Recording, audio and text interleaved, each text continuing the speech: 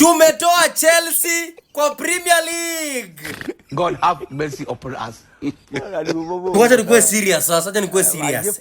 Anyway, as a Manchester United fan, hapo Carabao Cup, Arsenal imepiga Chelsea dakika ya mwisho. Surely Chelsea imekaza game, imekaa tu game boring kabisa, imebo kabisa kuanzia mwanzo mpaka mwisho.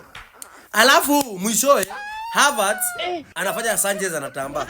Unaona Sanchez akapa tete anatamba tu tete, amekuwa mtoto mdogo. Sanchez amefuata mpira na mguu mpaka na vidole yote afiki. Anyway, Carabao Cup imeenda hivyo. Chelsea wameanza kutolewa. Tumekuwa nyuma yenu but imekataa. Nyinyi ni kama hiyo mambo ya Carrick Liam Ball hamtaki tena. Wacha tubaki na Carrick Ball, Liam Ball is over.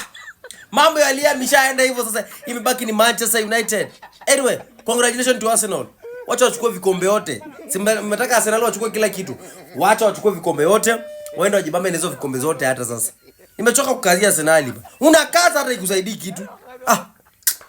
Chukue kila kitu hata.